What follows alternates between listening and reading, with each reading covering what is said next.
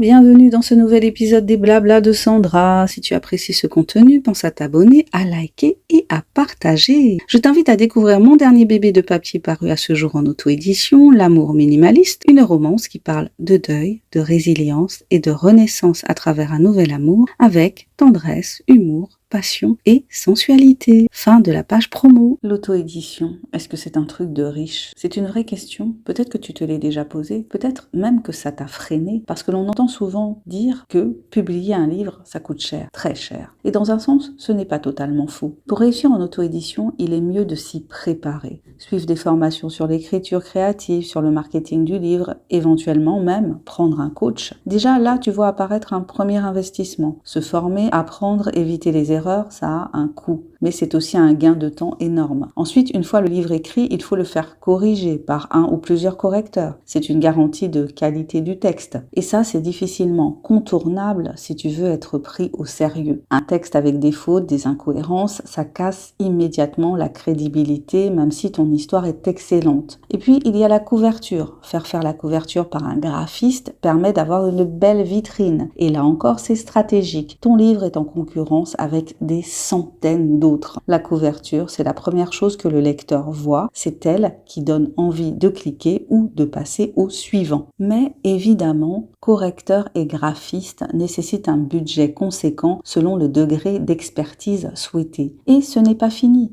Parce qu'une fois ton livre prêt, commence une autre bataille. Vient l'étape de la vente. Il faut faire de la promotion sur les plateformes et pour cela, il faut encore débourser de l'argent pour des conseils éventuellement, pour payer la publicité, la réajuster si elle ne fonctionne pas. Et là, on entre dans une logique presque entrepreneuriale. Tester, analyser, ajuster, parfois perdre un peu d'argent au début pour comprendre ce qui marche. Alors oui, dans ces conditions, s'auto-éditer nécessite un sacré budget. Mais ce n'est pas toute l'histoire, parce qu'il y a une autre manière de voir les choses. On peut aussi limiter les frais en ne déboursant que quand c'est absolument nécessaire.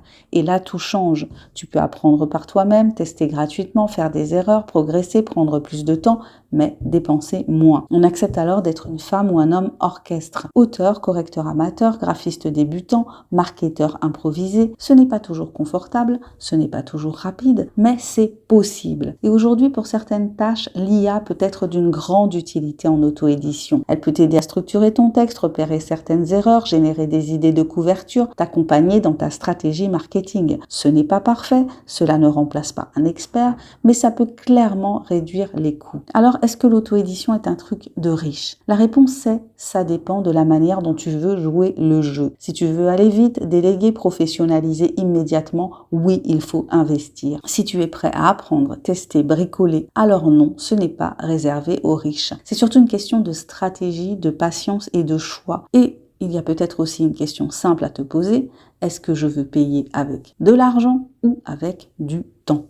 Merci d'avoir écouté cet épisode des Blabla de Sandra. Si tu as aimé cette réflexion, n'hésite pas à partager ce podcast et à me dire quel est ton point de vue sur la question. Je te dis à très bientôt pour un nouvel épisode des Blabla de Sandra. Allez, abonne-toi, commente si tu l'oses, like et partage. Et pense à découvrir mon dernier bébé de papier paru à ce jour, L'amour minimaliste, une romance qui parle de deuil, de résilience et de renaissance à travers un nouvel amour avec tendresse, humour, passion et sensualité. Bye bye!